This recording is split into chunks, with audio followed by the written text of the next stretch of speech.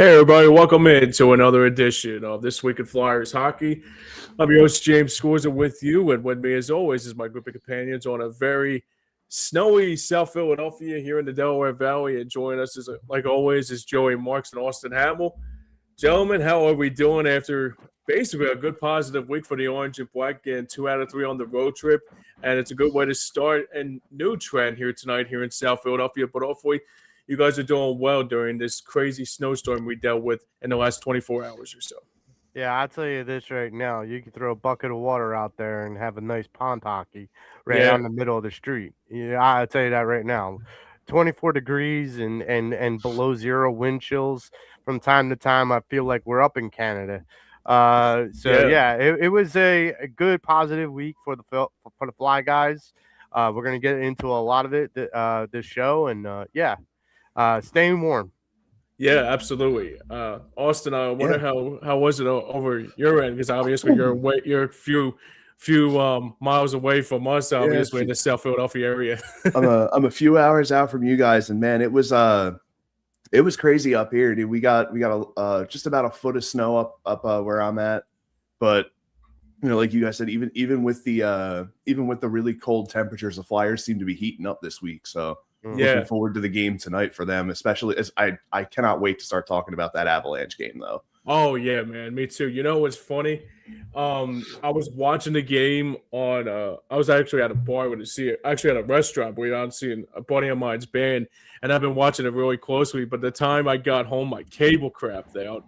And the worst part about it was that I didn't see like the last few goals that they scored. I mean, when they made it 5-3, I didn't see the sixth or seventh goal. I was like, damn. And then I mean, I obviously didn't see the highlights of it, but I think the last time I probably watched the game was close was probably that Vegas game on the night of the national championship.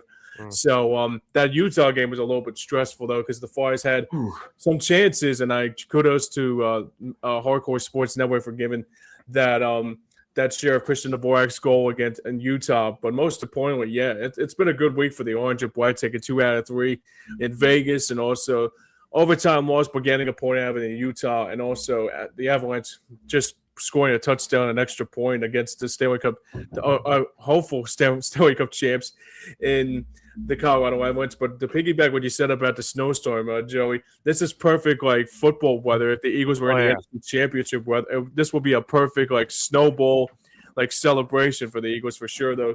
But and This also is where you want to get your boys together and play get some football. Yep, you play some football. tackle yeah. football, Yeah. football too. And also the other thing too is that to get like a bucket of water. I mean, the one thing I wanted to do going back to when I was in Grace Ferry is try to get like kids like that don't know the first thing about hockey when it's snowed and just put get 2 goaltender nets and play some hockey and stuff. Oh yeah. You know what I mean? But yeah, but we got a lot to get to, so we'll try to talk about it for the next hour or so here. So the Flyers overall did, like I said, over in the week had a good week against Vegas. They had a good week overall, taking 2 out of 3. So Joey, I'll ask you the first question. Do you think how do you think the Flyers overall did this week, especially in your eyes, after a very good week in those 3 games on that road trip? Yeah, you know what? Like last episode, I said I undershot and underscored what my expectations were for the Fly guys, and I think it has a lot to do with them coming off the losing streak. I think it has a lot to do with them still being a young team. I think it has a lot to do with the idea of what last year was like for both, for all of us, Sure. and like for me, I was skeptical, but when I'm like, okay, you beat Vegas. I'm like, okay, all right, did not see that coming, but all right, I'll take it. I'll take it. Steal points. All right. Then you go to Utah, and yeah, there were certain situations in that game that the Fly guys didn't really take full advantage of. Mhm. But they still stole a point, so that I can be okay with. And then Mhm. going into Colorado, God, I just felt like, okay, we have 3 points in the pocket for the week. We could take an L here. It's fine. Okay, we go to Colorado, we get our asses spanked. I get it. I understand. No, they flipped that notion on the head too, because the Fly guys are like, this is what I kind of said once before. Mhm. these big time clubs like the Avalanche and the Knights, they think, okay, the Flyers are just a team that we can they're roll over and die. They know their place. They know their role. So they're going to just roll over and die. And then all of a sudden the Flyers come in and go, "Oh no, that's not what we are. We're going to come in and we're going to smack you in the face and take whatever we can take from you. Look, you might have the more talent. This is for sure, but we are we always say with football, but so I don't know what you would say in hockey, but in every given Sunday, it's like every given game for the Flyers is an opportunity for them to take another step forward in the growth of this team. And I'll tell you right now, some of the guys who I've been calling for, Konechny, Mitchkov, Owen Tippett, some of these guys are coming to the forefront like I wanted to do. And you got to think, okay, 3 out of these 3 games, you have what, 6 more remaining or so before the Olympic break. You got to look at these 3 games, at least against these opponents. It's a really good, I said they have to finish strong before the Olympic break. This is a really good start to finishing strong. And you build confidence. You build team morale. You build confidence. So, man, I under predicted, and I'm happy to be wrong, but I under predicted and undervalued what the Flyers could really do against these teams. But it proves to me that you shouldn't take anything for granted with this team this season. Absolutely. So also, I'll ask you the same question here. But in your own eyes, how do you think the Flyers did overall in the last week? I mean, it's good enough getting 3 points out of it more than anything on the road trip. It's not nothing to sneeze about here. It's been a really good week for the Orange and Black, I admit. Yeah, it wound up being a really, really good week. I mean, definitely the fact of getting 2 wins out of those 3 games, getting points in all 3 is huge. Yeah. You also, I think the Utah game might have, in my opinion, been the first kind of ugly loss that they've had this whole year, considering even how that losing streak went, which was pretty ugly. But I think that game against Utah was probably one of the uglier losses I've seen from them this year. Failing to convert on an empty net, being up 3-0 early and letting them claw their way back into that game to be able to force the overtime. Then you come back out, you would think, this team's completely deflated after that. They come out and go shot for shot in the first 2 periods with Colorado and then open up to end that game. Absolutely way more than I expected from them going into this week, especially the Colorado game. Right. Like that game alone, I looked at that one on the calendar. I was like, I honestly, I'm not even trying to sound pessimistic, but I had that one chalked up as a loss. Like, you're going up against the best team in the league, but it also showed we gave them a lot of power play opportunities and they didn't convert. I talked about it with you guys a few weeks ago, probably about a month ago now. Colorado is not as efficient when they're up a man than they are at even strength. All their goals were scored even strength. Right. It was just really good open ice movement, and 2 of them were big contributions by McKinnon. Gotcha. If you can contain McKinnon and force them to play in the special teams where they're not as efficient, you have a better chance at beating them. And they had so many good opportunities, but Ersson has been staying tall, incredible, answering the call of "we need you now, dude." Yeah, right. Like Vladar, we don't know when Vladar's coming back at this current point. So for Ersson to be able to step up and have the performances that he's had so far this week, game of the year for him. Game of the year. Yeah, absolutely. Three or 4 really good deflections right in front that he was still able to keep his eye on and get a piece of. Man, he's been playing out of sight. The Vegas game, they pelted at him too. Yeah, man. They were peppering him heavy. And then to go from the essentially try and just bowl you over type of offense that you saw from Vegas to the more finesse and pick their spots type of work that you got from Colorado, to be able to answer the call on both of those and still see, even though, you give up that lead to the Utah Mammoth, you still had a really solid goaltending performance in that game. That overtime was very hectic. And Emerson was good in that one too.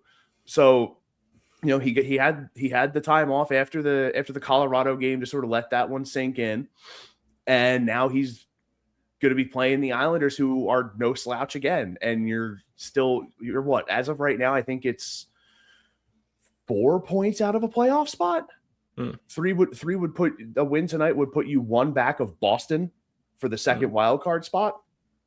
Like, dude, you're in an incredible position right now. And like what Joe said, with 6 games left to play before the Olympic break happens, you have all the room in the world to work with right now. Yeah. If you can close that gap and even jump ahead before you go into Olympic break, you go into break with so much confidence.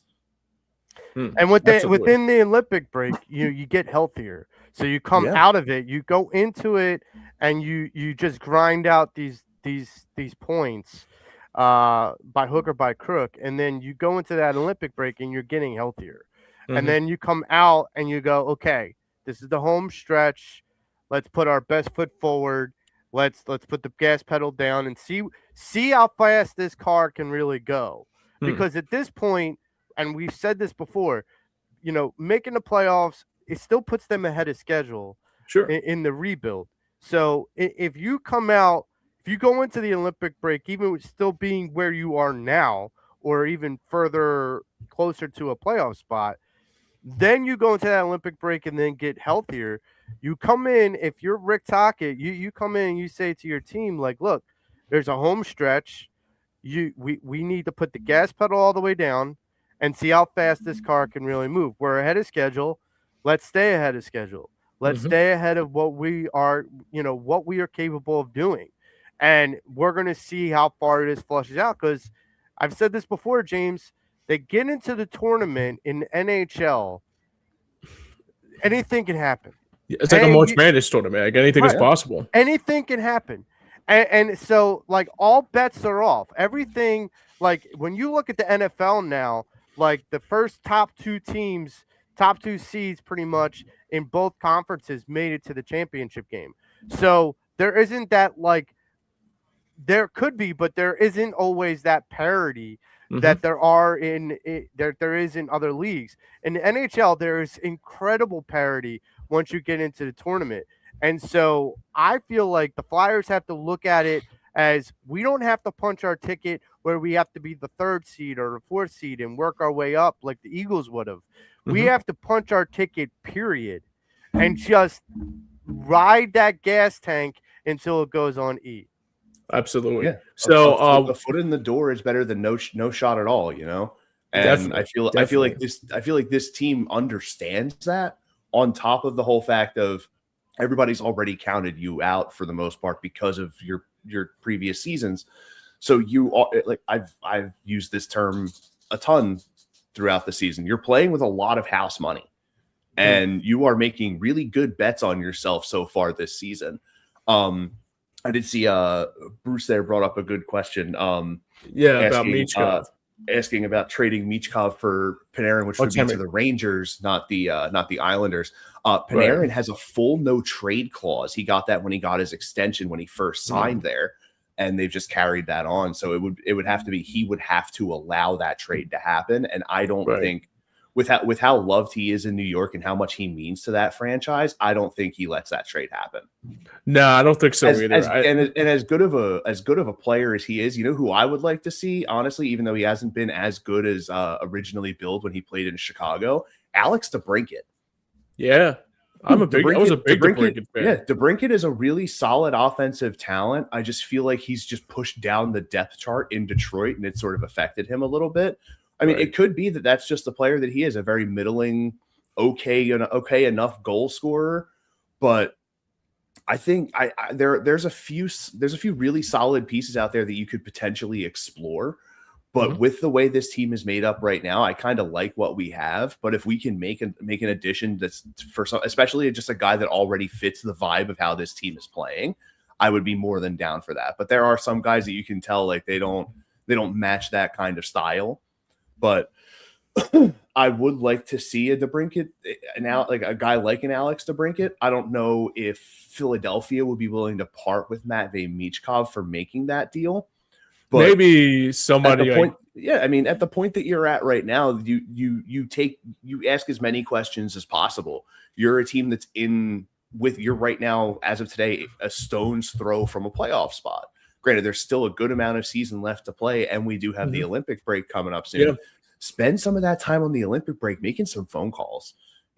Find out players that teams are willing to part with, and see what you could probably put together to add to this team to give them a really solid piece to make a push for it, maybe even an even higher playoff spot. So, there's like I said, there's a lot of options out there. The main one that I would want to see would be like an Alex DeBrincat. I doubt they would do it. See if Colorado would maybe want to part with a Brock Nelson. Brock Nelson or Marty Natchez. Marty Natchez, they're not going to move. They just signed him to an 8-year extension about 2 months ago. Yeah, so they're gonna hang on to him. But there's a few guys that I would at least ask about. Even if the answer is no, you at least put the feeler out there for it. So that way, if something does happen, next season, and things start to sour between those guys, it's like, oh yeah, hey, Briere had called about this guy. Let me see if he's still interested now. So if you can at least put that bug out there for a few different teams, for a few different pieces, there's something that could happen right away, or it's something that could end up developing sometime next year. And like I said, the way this team is built right now, I like it. So there's not really too much I'm willing to part with. But if you can get something done, definitely try for it. And especially if it helps this team throughout the season. I mean, that's the thing. When you're making those phone calls, not only are you asking about players on other teams, you're also getting perspective of what players on your team, other teams are interested in. So you then know where your market is. Like who are you willing to give up out of the people that those other teams are interested in? Now, that being said, that's going to make a difference with your team dynamic moving forward. So like if you trade a Matvey Michkov, like the feeling you have to ask yourself is, okay, was what we traded to get worth the trade that we gave up? Because we're giving up a 20-something for what? Like a sure thing? Like but I'm with you, Austin. Like having those feelers, having those conversations, putting those bugs out there. James, me and you have talked about it so many times in the past. Oh yeah. That other GMs, like when Hextall or when Holmgren was the GM, like they would put out feelers for certain players, and like the rumors would hit about like, oh well, the Flyers are interested in Steven Stamkos, or they're interested in Tarasenko, or they're interested in Jack Eichel. And every time I heard some of these trades, I'm like, why aren't we doing this? Like I remember basically pulling a Dabrowski without calling him a Dabrowski. Right. It's like you're putting something out there, and it's like sounds so good to do, yet you're not doing it. And I think it's kind of what Austin's saying. It's just conversation. Like right now it's just conversation. And that's fine to have, because you don't know when that opportunity might arise where you need to pull the trigger. Now, I wish they would have pulled the trigger back in the day for the Claude Giroux, Steven Stamkos deal. I would have liked. The one thing that would be another good asset too is for the Panthers. I mean, obviously, I got traded to the Panthers at the time, but it was like Frankfurt Toronto was a big storyline in that big because at first when we traded Giroux, I thought we traded him away for probably assets at the same time too. I mean, that's probably what it came down to more than anything with Giroux, because here's Owen Tippett actually became a good player.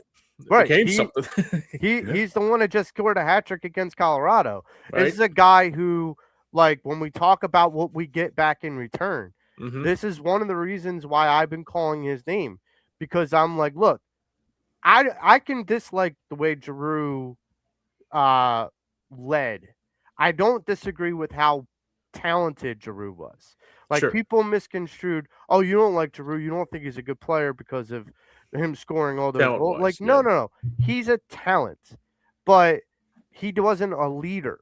Like you could be a good player and not wear the C. Like that is perfectly fair. But this is where I was like, okay, we gave up a talented guy like Claude Giroux. With Owen Tippett, it was a slow burn to increase his talent. But now Yeah. you're starting to see it shine through, and it's like, Hmm. this is what I want to see, because we gave up Claude Giroux. I need to see you maybe not achieve the way that Claude Giroux would have, or to that level, but close enough. Like, I need to see value Hmm. back for what we gave up.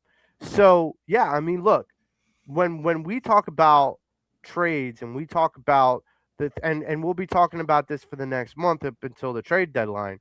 That this is the thing that, having these conversations, having these rumors, envisioning what the team might look like. I still feel like the best assets that you could possibly get rid of, or trade away to maybe get back more talent, is someone like a Coots or a Hmm. Konechny, or even like a Sanheim. Now look, all of that, or like a Rustalainen, like, I know all I of think that if I comes think with, I'm sorry, Joe.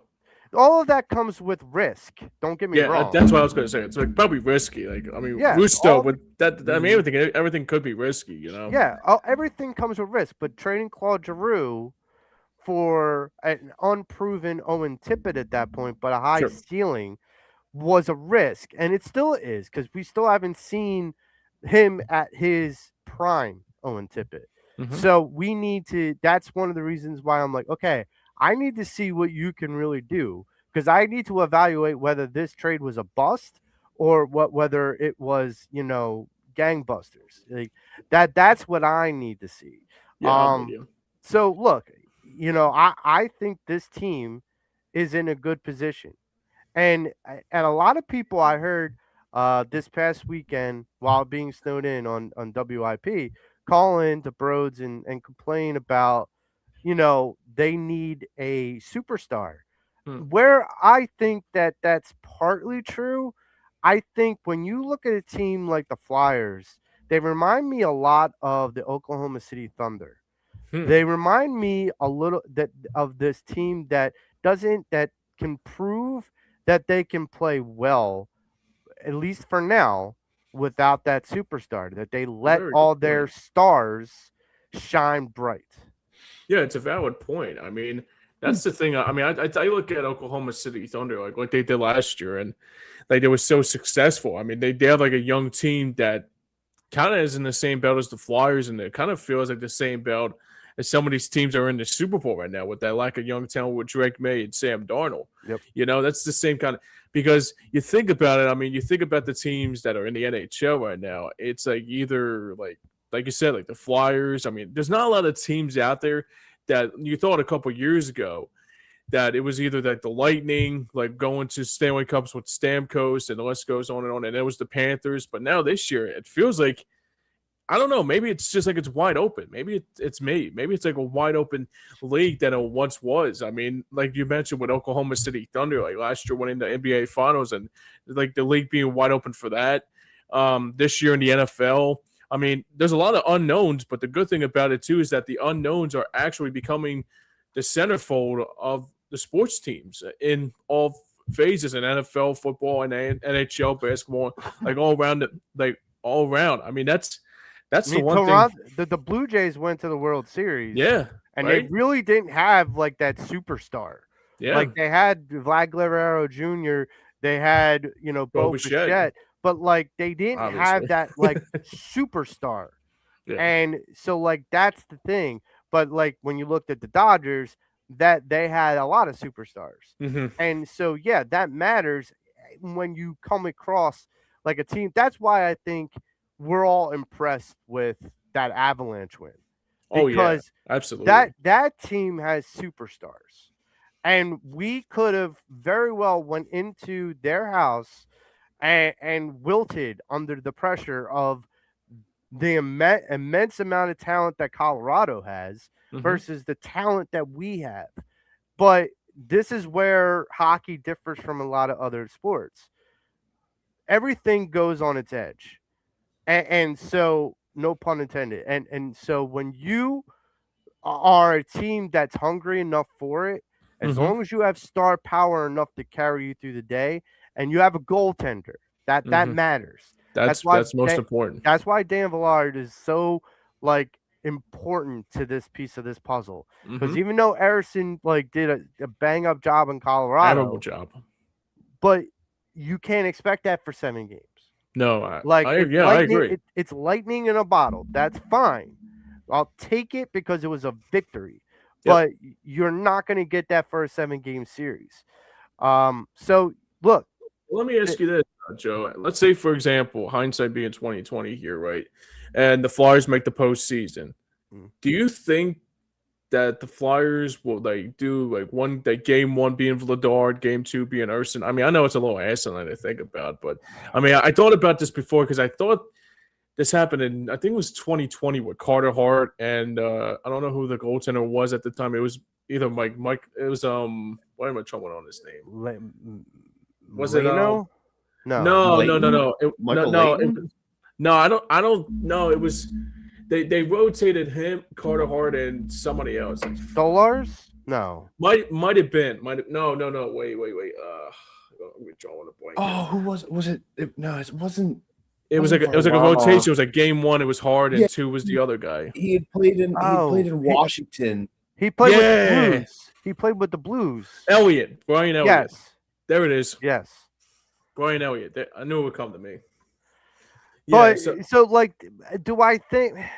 Here's the thing, because I'm not. I mean, I know it's a little sure. like asinine, like apples and oranges, but I'm just kind of figuring out something here. Here's what I'm curious about. I mean, with the NBA, especially in the first round, they do one game 1, then a day off, then game 2, then a day off, and sometimes, depending on, especially the first round, sometimes they even do game 1, 2 days off, and then game 2. And yeah, they rotate a lot. Yeah, that's true.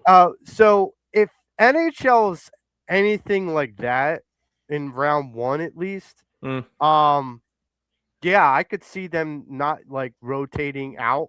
I could see them riding Villard all the way through that first round. That's what I'm saying. That's what I thought too. The part you're going to get dicey about is when you get down to if you get to the Eastern Conference Finals. That's where things get a little bit more hairy. And so you may have to lean on an Erison for a game or 2. Like, that's what I'm saying. Do I think you have 20 games after riding Villard for as long as you have for this season? Do I think you have 20 games worth of Villard in the playoffs? That's tough. It's a very tough thing to do. I mean, it's different than it was obviously in 2010 when you had Brian Boucher and Michael Leighton.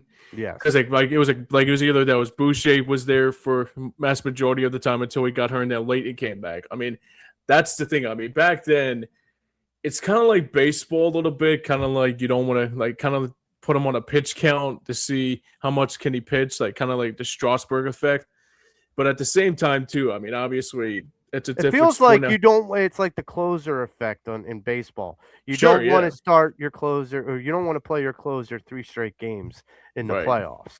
Yeah, like even though it's the playoffs, you still don't want to do it. You don't want to waste his arm, right? You don't want to tax him out in the first round. Exactly. So yeah, I think they'll lean on Villard a little bit more in the playoffs, but yeah, I could see an Erison start here and there. Yeah, I mean that's the thing. I mean, you look at Erson right now, how he's been playing, and also Vladar coming back from that injury. It's kind of like it will be like one game you have Vladar, one game you'll have Erson, and then I mean, unless Vladar is like really healthy and he says, you know what, I'm gonna like if he has a good game, I'm starting him in game 2. You know, I mean, you never know in this day and age. That's why I kind of asked the question. Yeah.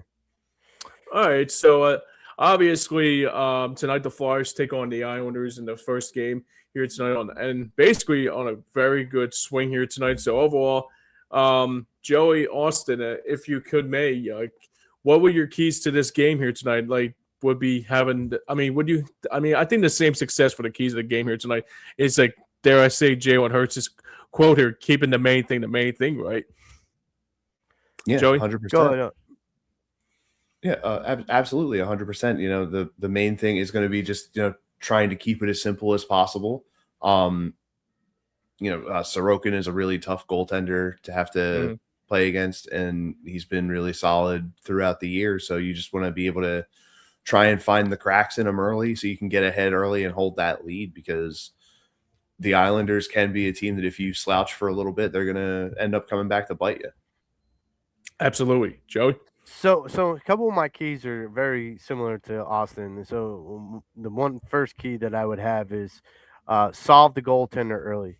Solve them with shots. Basically, if they solve this goaltender early, even with the one goal, it might open up the dam. And we saw what happens when this offense for the Flyers really starts to thrive.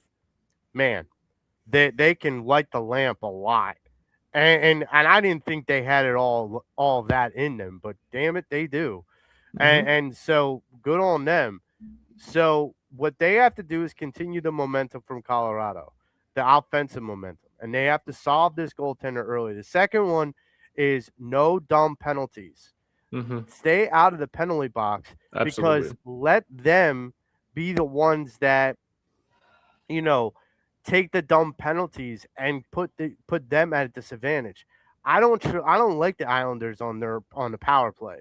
So for me, it's okay, especially with Sam Harrison possibly being the starter tonight. Like the idea that I don't want him to come off of a really good game with Colorado and just, get shelled because of our guys making dumb mistakes and dumb penalties.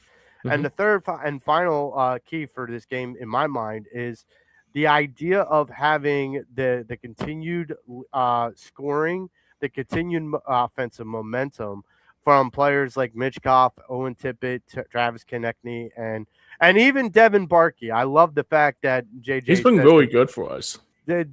Denver shoots a goal, gets a goal in Denver. It's only fitting. That's pretty creative. So for me, again, we go back to what we said before. Grunstrom and Barkey and some of these younger guys that are just coming up. I want to see more. And maybe that's greedy, but I want to see more. I want to see more from Owen Tippett. I want to see more from Mitch Kopp. Look, if you want to be the new Russian Rocket, prove it. Okay, prove it. Score goals, make yourself be known. Look, the time is now, and you can make a really big impression by scoring and being a contributor offensively every night. And that means you got to continue what you started in Colorado and continue it against the Islanders tonight.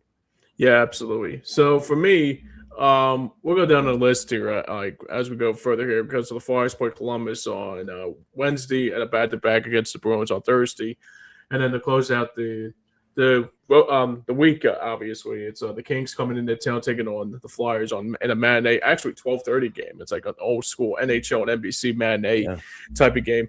But for me, I think the one thing that I was really excited to see the last couple games is that, like, when Colorado was bouncing back in that game on Friday, I said to myself, dude, they're gonna destroy us. They're gonna destroy us every which way.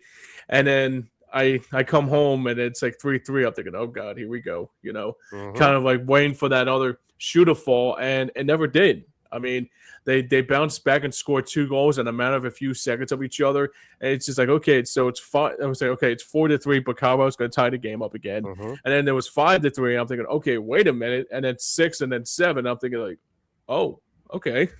So I didn't have that on my bingo card either. No. But most importantly, it was like I said, it was it was definitely a needed break for the Flyers, especially because obviously that Utah game was kind of a struggle for them, obviously, when Utah came back and won that game for them.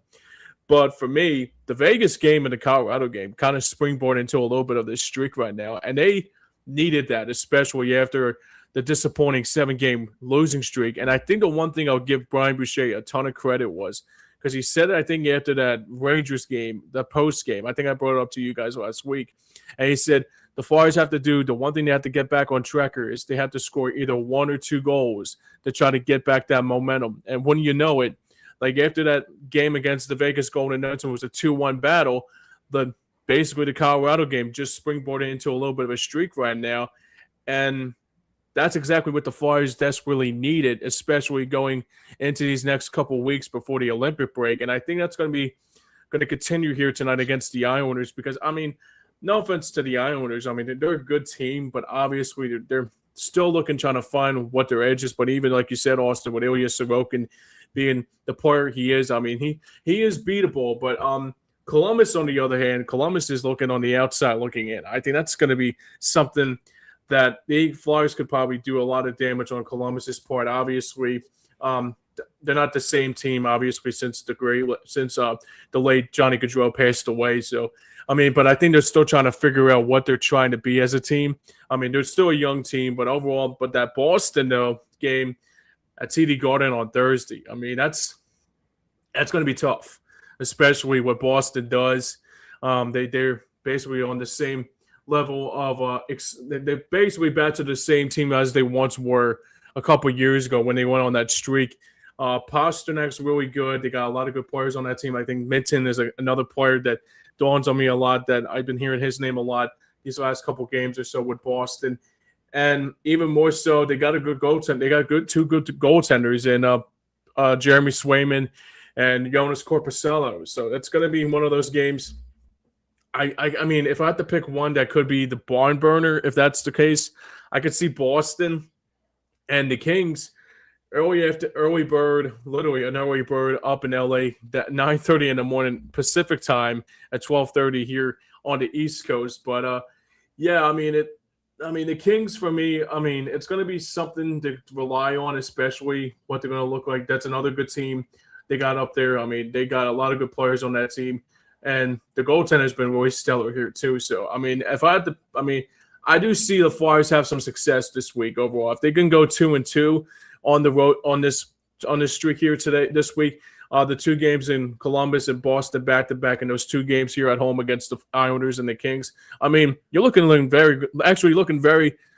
looking really in good shape before this Olympic break happens in the next couple weeks or so.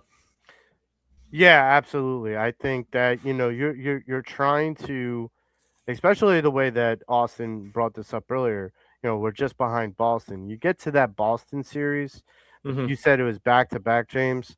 Like, you get back-to-back with Boston. You take either one of those 2 and split, or you take 2 of those 2. All of a sudden, the conversation flips. Not even just that we put ourselves in a playoff spot, but that we're not sitting back waiting for our turn. We're going to go take it.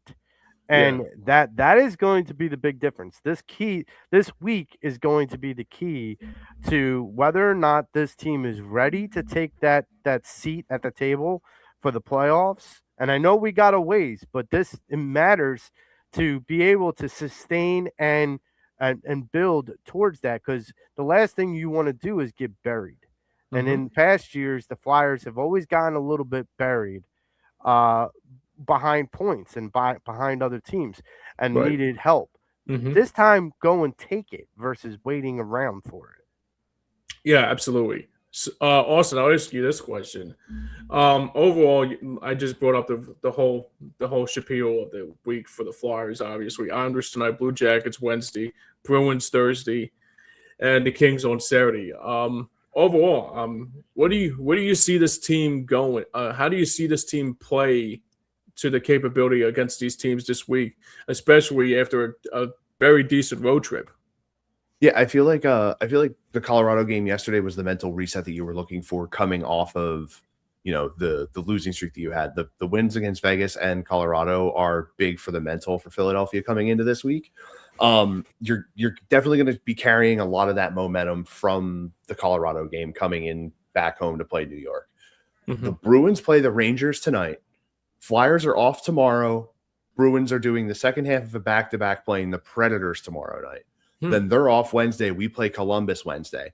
Thursday could be the day that game could determine if Philadelphia is in that spot and Boston's out, or vice versa. That becomes such a huge game this week for Philadelphia in terms of where they're going to stand in the playoff picture as we get closer to this Olympic break starting. Yeah. You need to carry every ounce of momentum that you can through all of these games and steal as many points as you can. Even with Boston, like even if you do go to a shootout and lose, you at least stole points. So you're still close. So you then go into playing LA on Saturday and you have a lot of work. I wouldn't even say a lot of work to do. You have work that needs to be put in to keep yourself within that stone's throw still. Because you're at a stone's throw right now. The more that you can keep getting points, the closer you're going to stay to that playoff spot, the better chance you have of being able to sneak in by the time it's all said and done this regular season and just be able to snag that spot. Joey, I'll ask you the same question like I asked Austin here. How do you think the Flyers will do this week against those opponents that I brought up here? So I think that there's a higher likelihood that they can steal points from each game. I think that each game there's an opportunity to at least come away with a point. I think with the Islanders, you could obviously see that they could win that game. It's like I said, if they solve that goaltender early, it will make a big difference in the whole game. Columbus, it's like you said, they're still in rebuild mode and recovery mode. So I feel like that could be a victory. Now, going into Boston, I agree with Austin, is that back-to-back and going into Boston and it being a very big game, and it's not hidden that it would be a big game for both teams, because it's very likely that if Boston goes into that game, and whether they are behind us or in front of us still, that game will matter for positioning, and we could overtake them within that game. And Boston doesn't want to lose more ground. I would say that no team wants to lose more ground, especially going into this Olympic break. They want to all be able to go into the Olympic break being able to say they have some level of momentum going in. So I could see them stealing a point in Boston. I could see that. And then with LA, I feel like, that's always a coin flip to me, because LA always somehow plays us tough. They do. I'm also going to sit here and say that may be another overtime, either a victory or a loss. So I see this team walking away from this week with at least 5 points. And I feel confident that however that looks and however that's done, I feel like 5 points is a significant victory when it comes down to these 4 games this week and keeping the momentum alive going forward into the Olympic break. Yeah, absolutely. I think that's the other thing too here, man. Is that I mean, sometimes when I think about this Flyers team, especially what the week they had, that Boston game is going to be must-see TV. I think that's going to be definitely going to be one of those games that you look down to as this could be a Stanley Cup playoff preview, either first or second round. For me, I think I'm right there with you guys. I see some 5 points out of it too. I see like some overtime points. Overtime. I mean, obviously it'll be like either like an overtime loss, but they get into overtime and get a point out of it. Overall, I mean, the way this week has gone for the Flyers, it's just that they have been. I think they're moving one step closer to where they are as a team now. I mean, now we're getting like closer and closer to the end, almost to the Olympic break, and also at the end of the Olympic break, because it's obviously it's a 2-week Olympic break. They'll be playing on February 5th, and then they'll close it down until the 25th. The next time they'll be playing, and by that time, that will be the second half of the season, and right then and there, it will show you, okay, now it's time for the Flyers to, around crunch time, to really show what they are as a team. And that's the most important thing. I think for me, if they can get like 5 points out of it this week, and especially a game here tonight against the Islanders and back-to-back with Columbus and Boston on Wednesday and Thursday, I mean, you're going to be a lot. I mean, that's going to be a lot of good things to look forward to here this week, especially, and they'll be in good shape here. And also the Kings. I agree with you, Joe. I mean, every time when I think about the Kings, it's either that sometimes it's like in the favor of the Kings or it's in the favor of the Flyers. Sometimes it's like hit and miss what the circumstance may be. And obviously, it will be probably a game that the Flyers can get a win out of it, but also it's a really early game. It's a 12:30 game on Saturday afternoon, so hopefully the Flyers will bounce back on that too. But speaking of, I should bring this up now before I forget here. So obviously we'll have 2 more shows here on the program before the Flyers get done the Olympic break, but tune in on February 14th, right, Joe? That's Saturday. That's Patterson Ave Sports Show. But February 16th. 6th. I'm sorry. February 16th on This Week in Flyers Hockey. We will be airing our Jim Jackson interview to kind of review the first half of the Flyers season and preview a little bit more of the Flyers second half of the season. So we're looking forward to having that interview with JJ once they go into Olympic break, because JJ is going to be on Olympic break. He's going to be on vacation. So we're going to catch an interview with him before he goes on vacation. Absolutely. And the other thing too is that it will be right around Super Bowl weekend, obviously too, but also it will be something that it'll be good to know to talk to JJ once again here, because obviously the last time we talked to him was around the Flyers off season, and there was still Stanley Cup playoffs and all that included. So it'll be good to know to hear JJ's sights and also sights and sounds of what he will bring to the table, especially what the Flyers will do in the second half of the season between the Flyers and the Kings. And obviously, before we get out of here, I guess we should go around the National Hockey League real quick here, if I can look it up here for 1 sec here. Because also gave me an idea about who's going to be on the slate here tonight. I mean, there's a couple games going on this slate here tonight on this Monday. Yeah, we have NHL. Along with the Flyers playing at 7 against the Islanders, it is Bruins Rangers in New York at 7 p.m. And Utah coming out to the East Coast to play Tampa at 7 as well. And then the nightcap tonight is Anaheim in Edmonton playing the Oilers at 8:30. The LA Columbus game got postponed today. Oh, that's right. Yeah, I forgot about that because of the snow, right? Yeah. Gotcha. Yeah. Ohio got kind of wrecked. Yes.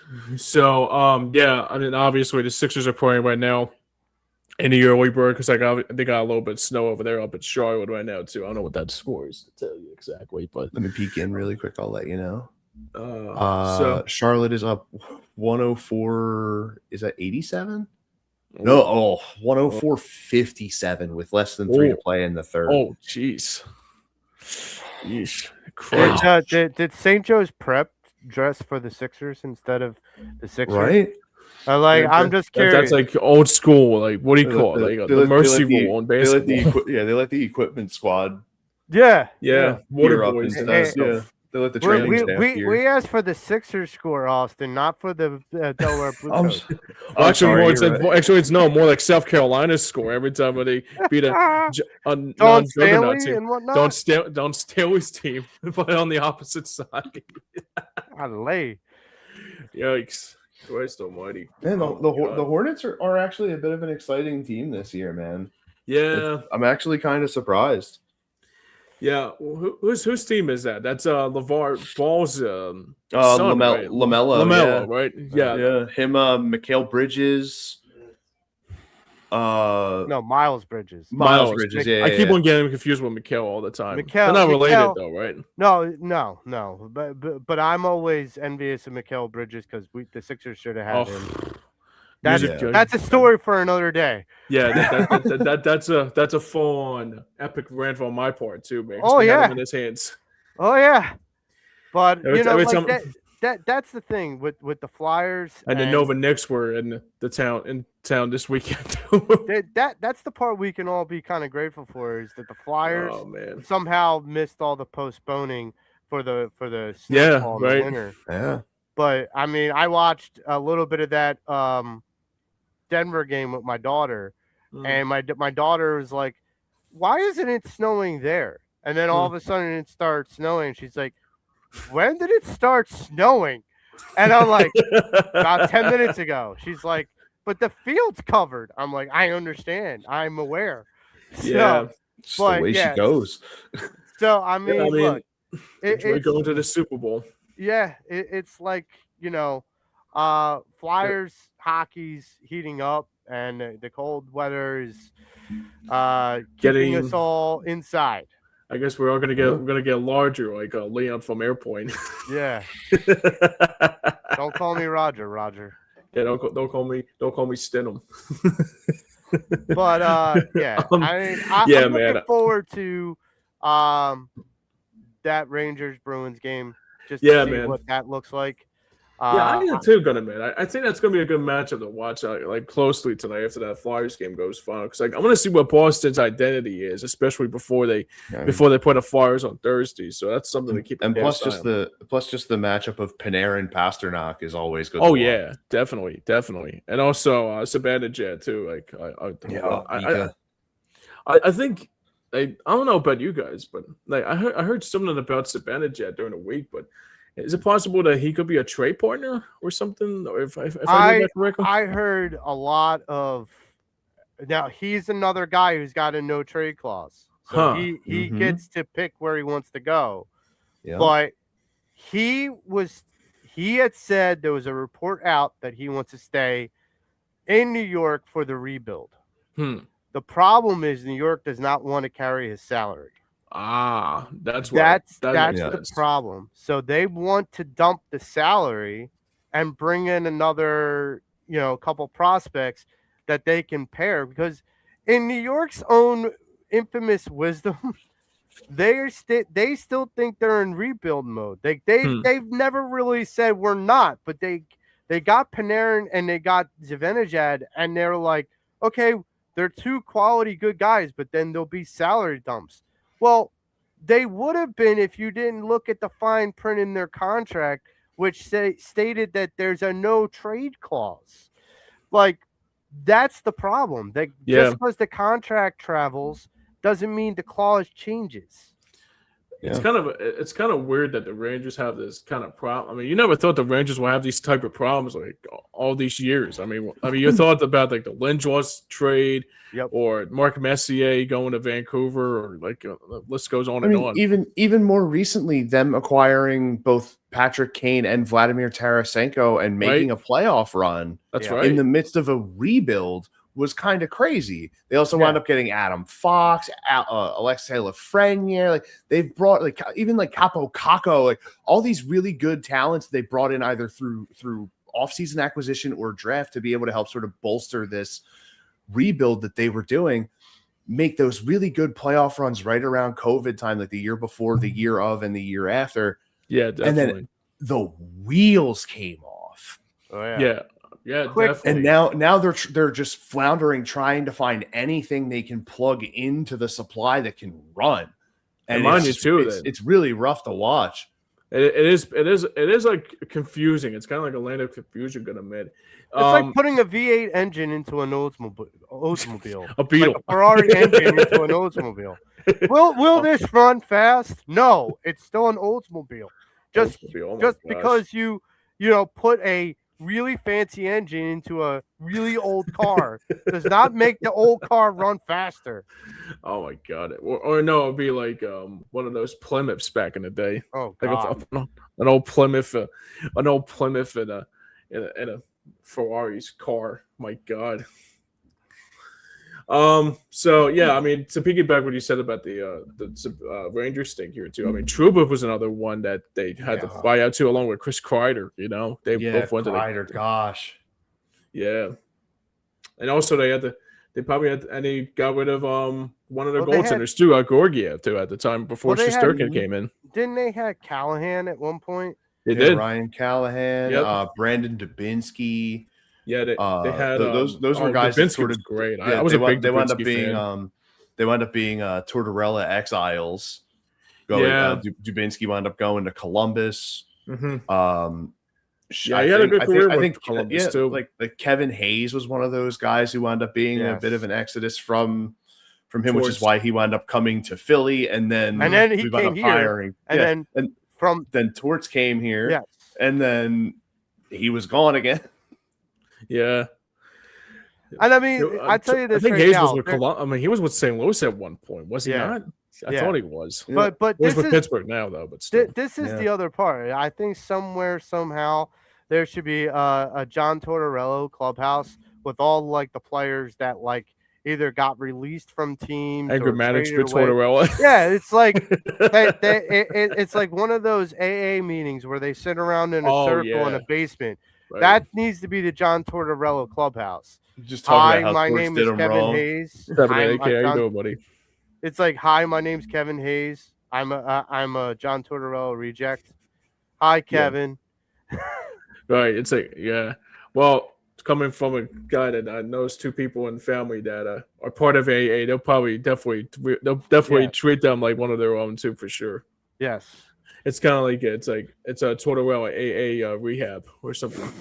Like, what did Tortorella do to you? And instead of it Alcoholics Anonymous. Tortorella anger- Anonymous. No, it's Anger Adjustment Anonymous.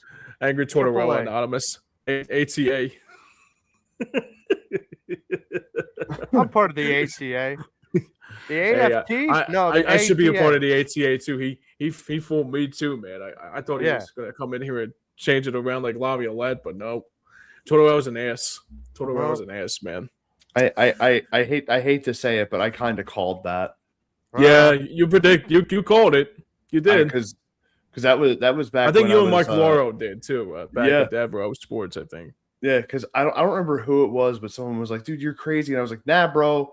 When was the last time Tortorella had a really good run as a head coach? What was that? 04, 05? Like, come 04, on, yeah. you can't. Before You the can't lockout, pass the yeah, line. right before Yeah, the lockout. yeah. That's right. yeah, The, like the game I passed him by, and Yeah, he couldn't accept it. the term that I used to describe his coaching style at the time, and I will use it every single time, is draconic. Yeah. Like it's crazy how much hockey has evolved in 20 years, but that man still thinks that it is 2005 right now. That he does. And that's why he probably doesn't have a coaching job anymore. He's probably people said, he's just a cancer.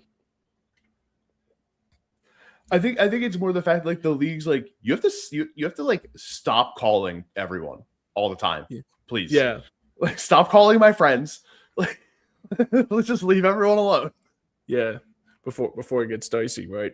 Absolutely. Oh. Yeah.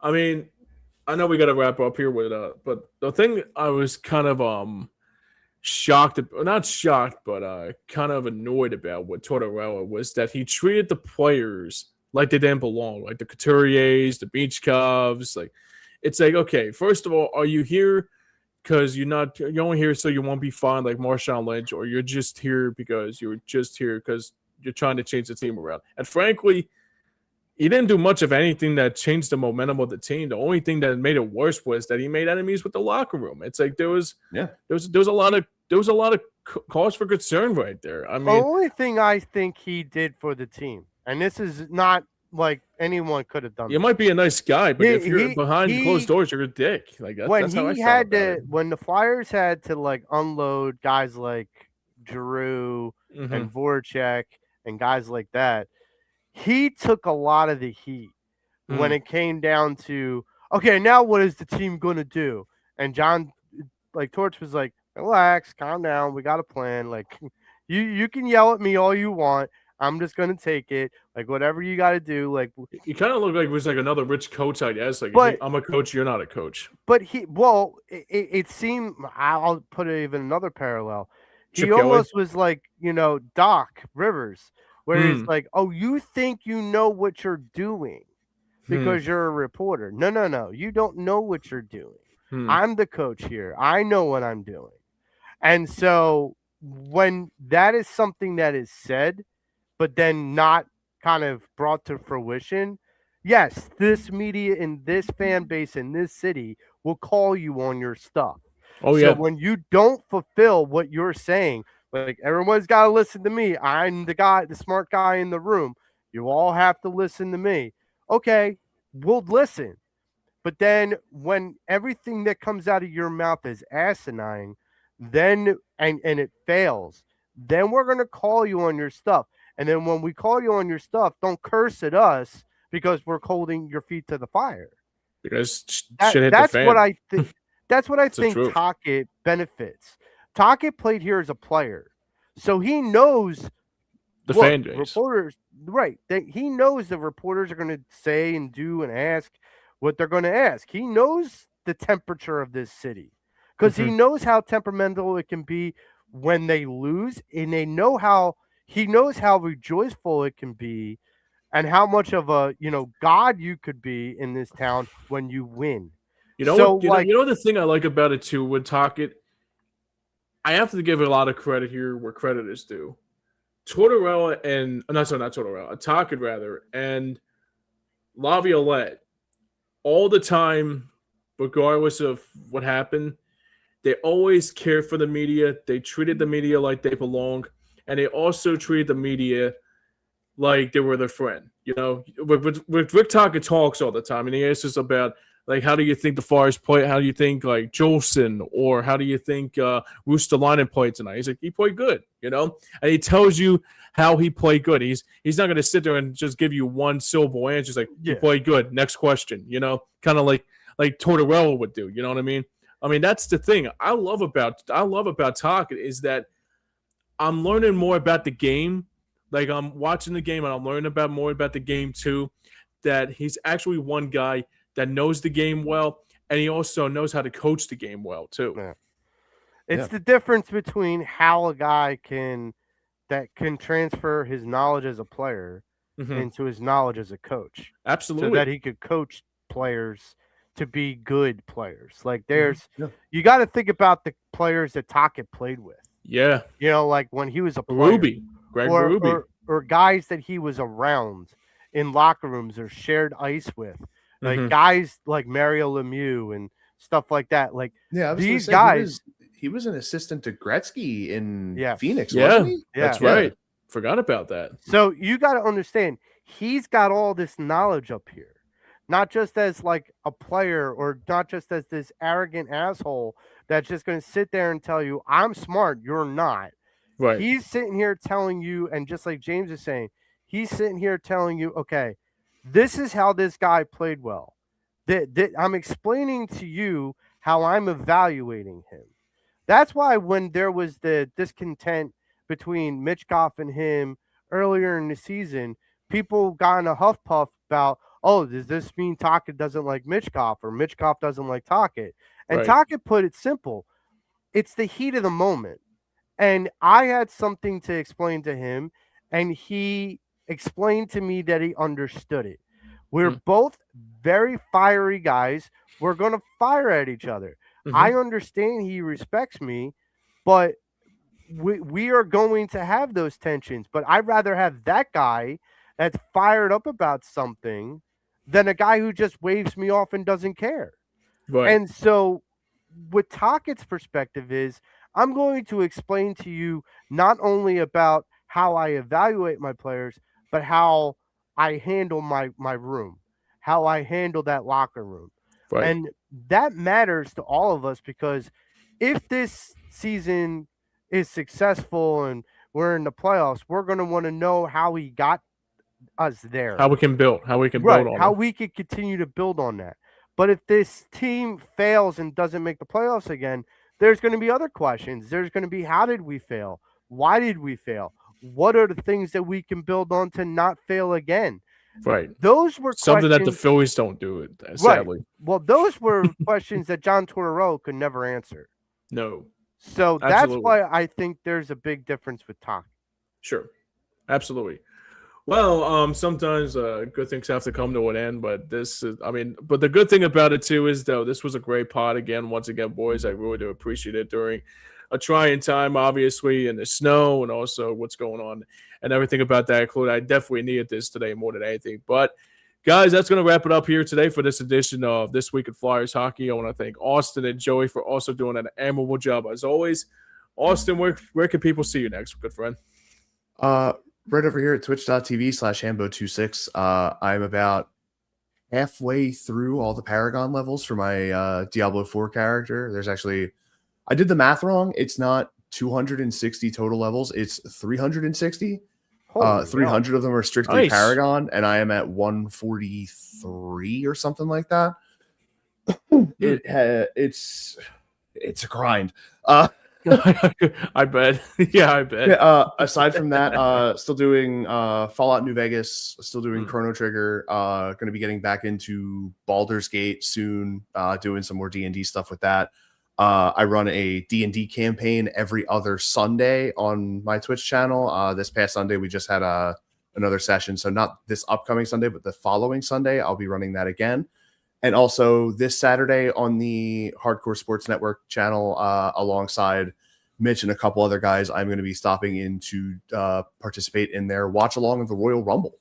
Wow, cool, excellent. That's in the Royal Rumble's in Riyadh, starts at 2 p.m. here stateside.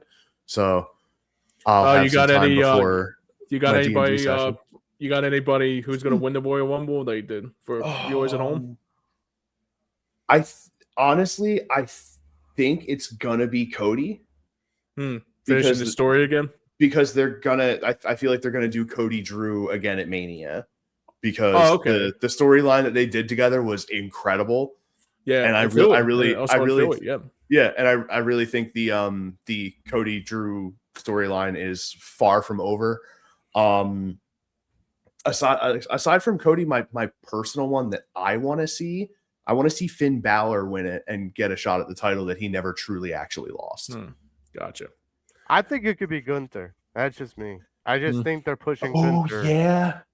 They could be pushing Gunther a lot. We're also getting AJ Styles' final match at the Royal Rumble against in a lot of people's opinions the opponent that gave him the best match of his career in New Japan Pro Wrestling, and Shinsuke Nakamura. So that's going to be a must-see match. Just everything about this Rumble is pretty big this year, and I'm liking everything that I'm seeing so far for the card. So I'm looking very much forward to it and what it means for a lot of these guys and girls' roads to WrestleMania. Yeah, cool, man. Joey, where can people see you next, good friend? So I have a couple things that I've been working on, a couple side projects. So number one, if you could see down there where my name is, the thing, follow me on X at Joe Wolf 112680. That's Joe Wolf 112680 on Twitter, X. So today I posted a thread. I've been posting a couple of them. I am doing it's a birthday blog. But it's for sports athletes, both former and more former than anything else. So today is the great one's birthday, Wayne Gretzky. We brought him up earlier. So today is Wayne Gretzky's birthday. How about that? And I have on my Twitter, if you go to my Twitter, I put up a thread of a blog, a birthday blog, kind of a biography about Wayne Gretzky that I put up on my website. So you can link to it on that thread if you go to my Twitter at Joe Wolf 112680. The interesting thing is we have products that are in tribute to Wayne Gretzky on that blog at the bottom. So if you want to purchase something, I think I actually found a Wayne Gretzky rookie card, if you can believe it or not. That is worth a ton of money. But I think it's beneficial for those people that are collectors and for people that are just Wayne Gretzky fans. I brought this up with Mitch the other day. Wayne Gretzky, what was the better era for Wayne Gretzky, Edmonton, LA, or New York? And then the second question was, which one was the better jersey for Gretzky to wear? The Oilers, the Kings, or the Rangers? And me and him both came to the agreement that he was better in Edmonton. The Kings jersey was better looking on him because of the sleek black. Yeah. And so I like that jersey too. Yeah. I was like, I kind of dig that. So do I. And he was at that point in the career where he was wearing the turtlenecks underneath too. So you Yeah. had No, the white that was turtleneck with underneath the the black that was jersey. the Oh, that was Rangers. just the Rangers. Okay, That was the Rangers. Oh yeah, He yeah. started doing that with the Rangers, and he looked ridiculous with it. You He know, looked like he was going to a ski lodge. Yeah. You know what's funny?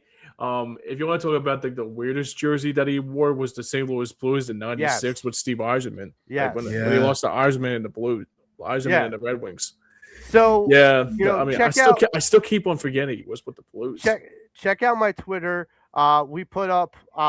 We're gonna have another one coming up soon for Jackie Robinson. Jackie Robinson's birthday is coming Very up cool. soon, so stay tuned to that. Plenty of products, plenty of content. So check my Twitter out.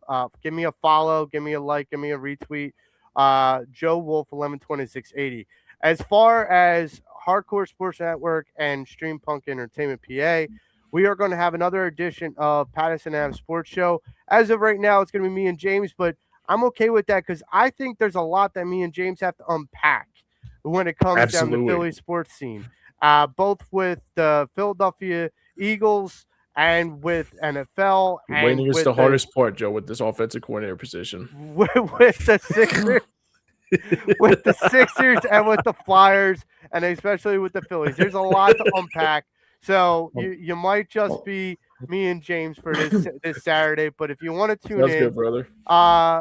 Hardcore Sports Network, Streampunk Entertainment PA, 9:00 this Saturday morning. Tune in, and then the following episode of Patterson Ave Sports Show, which will be airing on Valentine's Day. Cuddle up with your lover, cuddle up with your girlfriend, get that nice morning breakfast ready, and then tune in to the Patterson Ave Sports Show on February 14th to watch an interview that me and James and Austin put on with Jim Jackson, JJ from the Philadelphia Flyers, play-by-play guy. So that's all I got for now. Yeah, absolutely. So obviously we'll be dissecting it all this week. Go ahead, Austin. Yeah. Sorry to interrupt, but I feel like No, with we're how good. this with the offensive coordinator search, the way it's going right now for the Eagles, I'll be a skeleton up against this wall covered in cobwebs by the time they find one. It's not only that, if the Phillies Hold win on. it back in 2026 too. Holding a map and a key in my hands. Because we did do Fly Like an Eagle this week because of Mitch being under the weather. Yeah. But James, I wanted to say, how does Sure. it make you feel that you being young as you are, Yep. that one of the candidates for the offensive coordinator position, Declan, was 29 years old? And I'm sitting there going, wait, seriously? yeah, he's 29. He's actually younger than He's me. younger than you. Holy I was like, Christ. so why Holy don't we Christ, just hire man. James Scorza and be done with this? Like, why don't we just Hey, end look, this? I try to tell him. I say, hey, look, I'm literally a couple blocks down from Novacare. You can always call me at any time, Jeff. Yeah, seriously, but I also No, wanted I to know. say, Austin, It's been exhausting. I told you, I think it was last episode or 2 episodes ago, that my daughter has been, Mhm. I've been trying to get her into gaming, and she's 5, so it's I was going tough. to ask you, how's that going, dude? She's tough. It's tough because she's 5. She has a little lack of focus, but she's getting into it here and there. I got her for my PS5. I got her the old Atari pack where it's nice. like the vintage sweet. Atari games like Centipede and Pac-Man. Oh, and heck yeah, and like Millipede. Defender and all that kind of stuff. Yes. Yeah. And I'm like, my wife is playing it, and she's like, were these games always these fast? I was like, yeah, they were. Yeah, all the time. But she's like, these things are too fast for her. I'm like, did you let her try? I mean, my wife and I we follow a YouTube channel called Game Grumps. It's a couple of guys who just play games and crack jokes all the time. yeah. We're watching them currently play through OG RE2 from the late 90s. Yes. Oh, wow. This dude is playing this game so frustratingly that I literally keep having to get up and walk out of the living room. I literally, because every single time he goes to the save box, he's like, I still have these 2 small keys, man. And I'm like, you should have gotten the custom handgun hours ago. I'm going crazy. I'm like, you don't have the custom handgun. You don't have the custom shotgun. You have next to no ammo. But, bro, you can live because you have so many herbs and first aid sprays. It hurts. Like, You remind me of a buddy of mine. My buddy Derek will flip out like that, too, when he sees that stuff, too. Oh, my God. And that's my internal monologue. Yeah. Exteriorly, I just go like this. And I get up and I walk. Like my wife was like, we tried to play it and it didn't move. Like the thing didn't move. I'm like, are you sure it didn't move? I mean, like Atari didn't have a lot of movement. Yeah, like, absolutely. She's like, it didn't move. I'm like, okay, I believe you. I'm like, I don't know what to say. I'm sitting there, but my daughter loves Pac-Man. Like Pac-Man. Oh yeah, Oh, there you go. Pac-Man's essential. Yeah. So yeah, I just wanted to let you know, like the next generation is coming. We'll just see. Oh, my wife gets frustrated, so they have the Sonic the Hedgehog Master Series. So they've been playing that, and they got to a point where they can't make a jump. Now I don't have sight anymore, but I used to be the gamer. Like my wife, anytime she got stuck when we played games, she like do it for me, and I'm like, okay. So I don't have sight, so she like hands me the controller, like do it for me. I'm like, did you miss the memo that I can't see the game anymore? Like I can't see where I'm jumping. She's like, I'd hate to burst your confidence in me bubble, but right. Sure, yeah. That man is gone now. You know what? Screw it. Yeah, let's do it. Here we go. And I still figured out, like, I didn't even play the game. Like, I played the game for a second, and I figured out how to do the speed burst, like the roll speed burst. And she's like, "What did you just do? How did you do that?" And I'm like, "You just hold this down and go like this. Just hold it down. And she's just like, hit the button that isn't jump." Yeah, and she's like, "We couldn't figure out how to do that." I'm like, it's not that hard. I'm like, okay. I'm like, all right. So my wife trying to help my daughter with video gaming. It's very, very interesting. That's great. That's good stuff, man. It's its own Twitch channel in of itself. All I need to do is just I put love the camera on. Oh, that's awesome, dude. That's awesome. That's so awesome. Yeah. Well, it's been a great show, guys. I want to say, obviously, everybody out there that are still in the Philadelphia area, please stay safe, stay warm.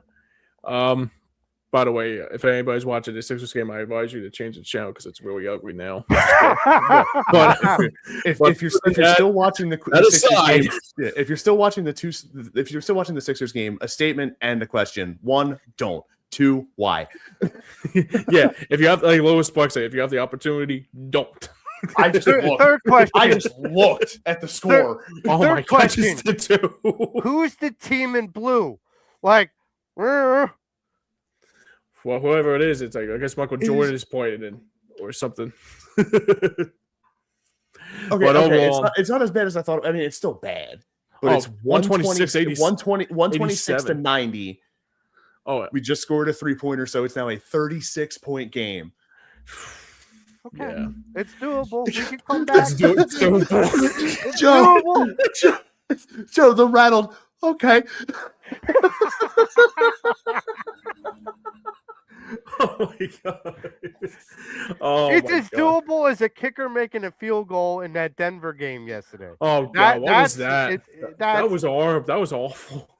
I mean, here's the other thing too, that the Broncos on the other hand didn't even kick the field goal the first time, and they kicked the field goal more times, and they keep on missing it. Yeah, Ray Finkel's rolling over in his grave. Oh god, yeah. Yeah, but I'm going to say so long for now, but I'm going to tell you guys right now, the Flyers, they're going to have a good week this week. Let's get